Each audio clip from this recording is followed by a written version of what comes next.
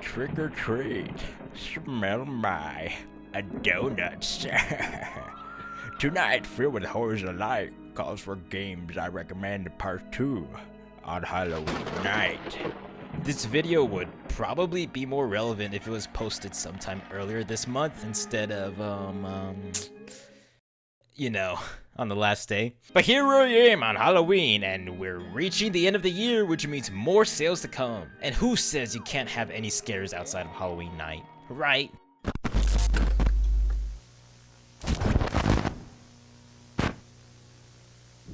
First on the list, let's start with something a bit classic for this spooky night. Something available right off the bat for free. I'm sure at this point a handful of us have heard of Containment Breach, or maybe even SCP. But if you haven't, have you ever wondered what it'd be like to play as the NTF in Containment Breach? Well, now with SCP-9 Fox... Is my screen supposed to be black? It's been black for a very long... Oh, wait, hold on. It's loading. Did my game crash already? Have you ever felt too scared to play Containment Breach alone? Or felt that it just became too dull, boring, and too outdated for your rotten brain Gen Z TikTok? Fear not, because now there's Containment Breach multiplayer. Why's my game windowed? And fun fact, this game utilizes the Steam Workshop, so I highly recommend bringing a friend or more to get the full experience of this game. I got an anvil. Is that Buff TF2 Soldier? Dude, the game is so fucking loud. Oh. What? What are you? What the fuck is that? What is that? Come down. Oh, there's a keycard angel over here. Even though I'm about to die. There's a keycard. Wait, what is that? Oh. Burger? Burger, what the What's it? God, it's so fucking loud. Yeah, sometimes it touches you, man. What'd you say? There's just something about using mod with this game, because when you're not host, it feels like the game's coding is held together with duct tape and things just don't work as well. And even at times, you can't even tell if the game itself is breaking or if it's the mods installed breaking the game. Oh, it's the end for me. It's the end for me. It's the end. Oh my god, it's both of them! No, please. Human, listen carefully. You need my help. I need your help. What's Control Monica system. doing on the Now, screen? I'm unable to operate. He is Greg again. Alright, let's keep it moving. Hold on, let me get my Roblox fit on. I spent Bobucks on this shit. Bobucks. Oh, did you see that? Did you see that in the corner? What, you okay? I see 049 freaking spit out. Containment Breach multiplayer with mods, highly recommend. It really brings a whole new side of the game and sparks a new life that was probably never intended. Hey, if you're not busy later, come work out in the shelter immediately. What are you doing here, Larry? Coming after you right now, isn't he? That's a big yeah. Game crashed! My game crashed! Memory access violation!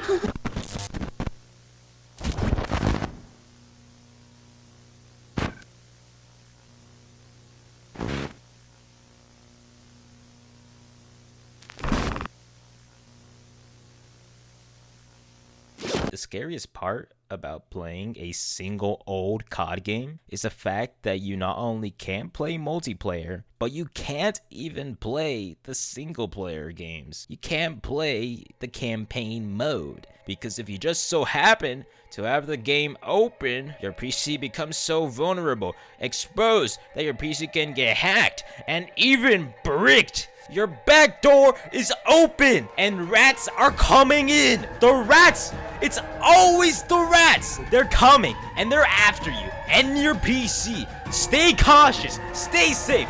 Please do not make the mistake of carelessly playing old COD games for the sake of nostalgia, or else the rats will come.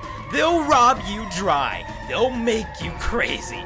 Crazy just like I have. I was crazy once, and they put me in a room. a rubber room. A room filled with rats. And rats make me crazy. And crazy? I was crazy once. They put me. I was also going to do Postal 2 just for the fun of it, but I ran out of time making this video.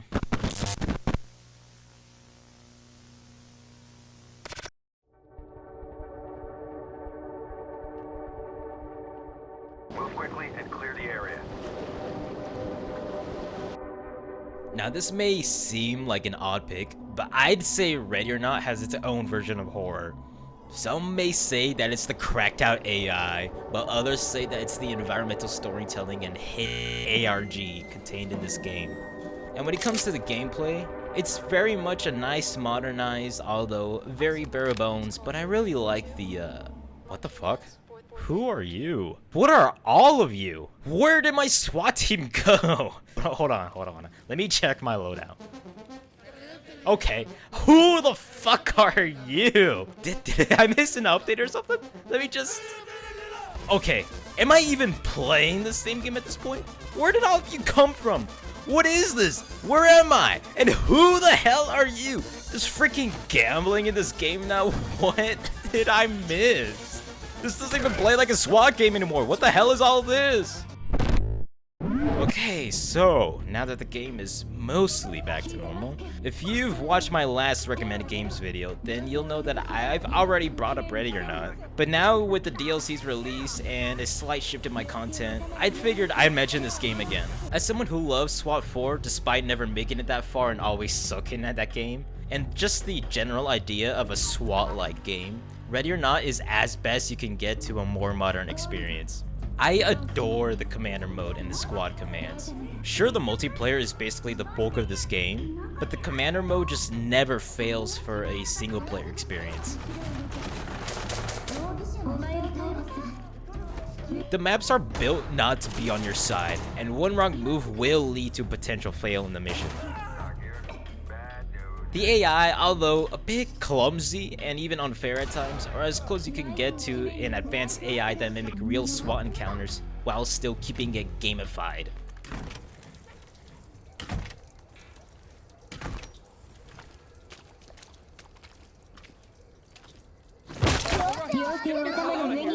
I especially love the environments of each map and how they connect to one another.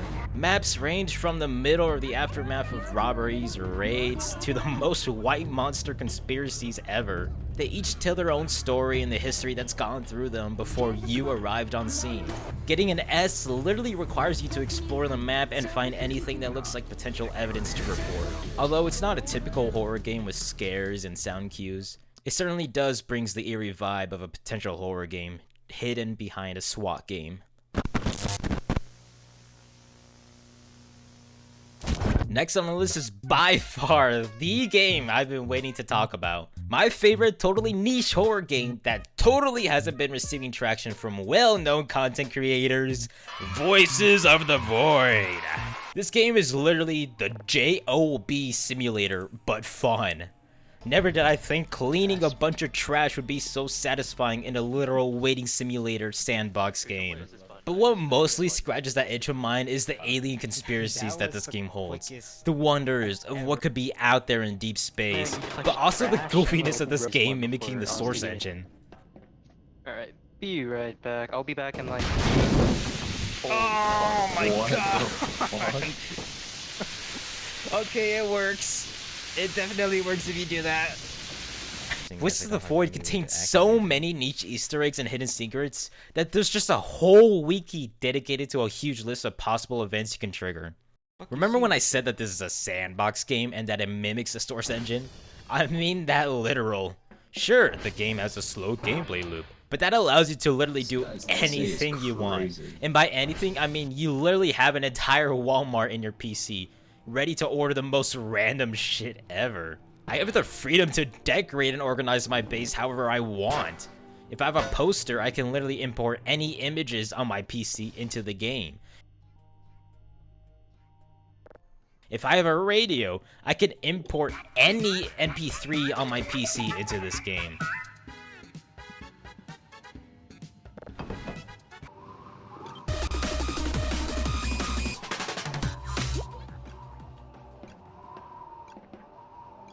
If I have a TV, I can import any video file on my PC into the game, including clips relating to my totally non-existing addiction to VTubers.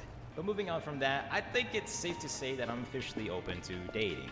I'm not desperate, but just do know that if someone is interested, I'm not strict or have high standards or expectations. The first on my list is optional, but if you are a VTuber or at least some sort of content creator, then there will be certain benefits. This next one is also optional, but if you are a cosplayer, then there will also be benefits. Now these ones are pretty mandatory, but all I ask is that you're a girl and you fuck with the Lloyd Bottomy playlist. That's all. Like literally like that's it. You don't even have to listen to the playlist or understand the difference between a Vocaloid or an Utaloid or a Fanloid. You just have to be okay with the fact that the Lloyd Bottomy playlist exists and that there will be times where I'm blasting this in headphones or in the car. That's it. Just please fuck with it. No questions asked. But back to talking about the game. Don't sleep on this game, guys. What I'm showing you is just a small fraction of the game. The reason why I haven't talked much about the big, meaty parts of this game is because the game just recently received a big update. So feel free to search up Voice of the Void and check it out yourself. Honorable mentions. I literally just want to show this clip because it's been sitting in storage for about a year. I'll just walk. Holy cow! Oh my god. Oh shit, we just done this off. You just killed him! Back up a bit, back up a bit. Hold on, let me try this. Let me get a go at this.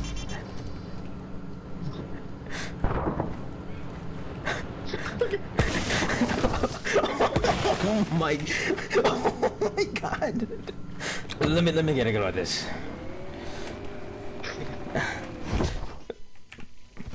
What the fuck? No, you're not. Try jumping. See if that'll work. Just jump.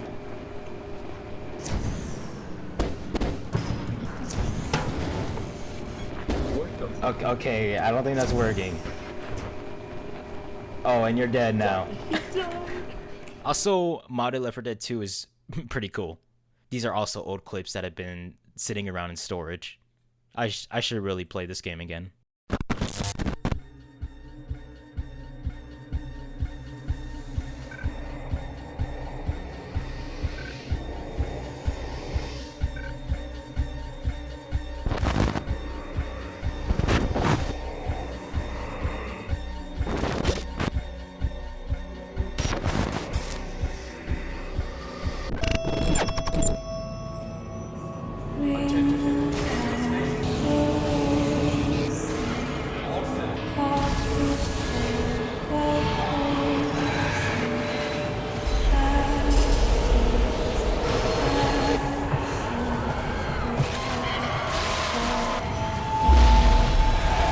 Whoa, someone was a little freaky at the bed tonight.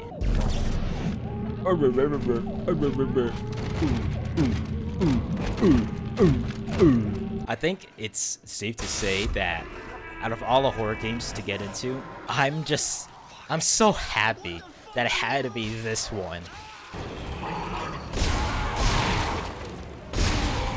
I would have covered Dead Space 1, seeing as that game is more horror orientated, but Dead Space 2 is just a far better overall experience in my opinion. Also because there is already a remake of the first game, which I haven't played yet, and I'm really hoping for Dead Space 2 remake to come out sometime soon. That is literally an instant buy for me. Dead Space 2 is a perfect sequel a horror game could ever ask for. It really improves character writing and even gives our beloved rage boner engineer Isaac Clarke a fully fleshed out character and voice compared to his mute self in the first game. Sure, it's not as dirty and it's not as gritty as the last game, because this time you're not on some mining ship that's gone missing. This time, you're on a space station that acts as a city, populated by thousands of people who once went about their normal lives. Hey, what's up, man? What are you doing? Isaac! Isaac, over here! I'm gonna kill you! Some areas will be clean, while others slowly develop more into what you first saw on board the Ishimura. Little bud, It is a little bit. Get the fuck out of here. What are you looking at? I'm such a sucker for well-made environmental storytelling, and Dead Space 2 does it perfectly in its opening.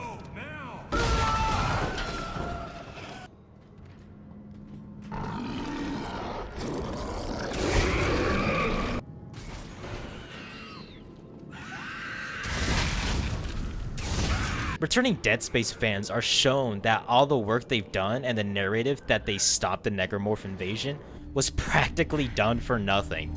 Am I crazy for thinking the woman that backstabbed us looks like Greta Thunberg? After many memory suppressants and heavy drug usage, Isaac Clarke now finds himself suffering from dementia and in the middle of an outbreak that has been going on for who knows how long, making him just as confused and thrown into the situation just like the players. Me with no Uma Musume. New players who haven't played the first game don't need to hold a fear of missing out on basic mechanics or strategies that carry over from the first game, as Dead Space 2 perfectly tells you everything you need to know inside the world.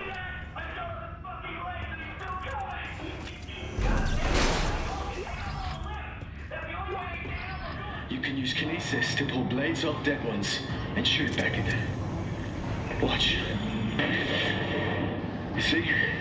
Just shoot it back at them. Once you play Dead Space 2 and any of the other games, you're constantly stuck in the world.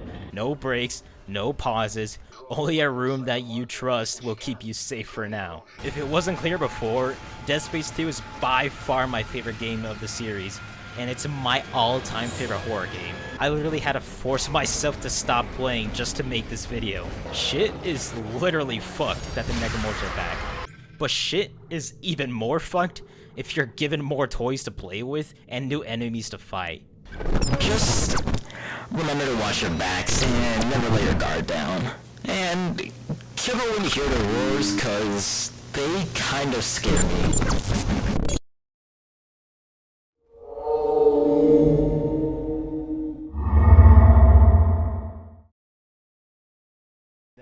Well, I think that's about it for my Halloween edition of Games I Recommend.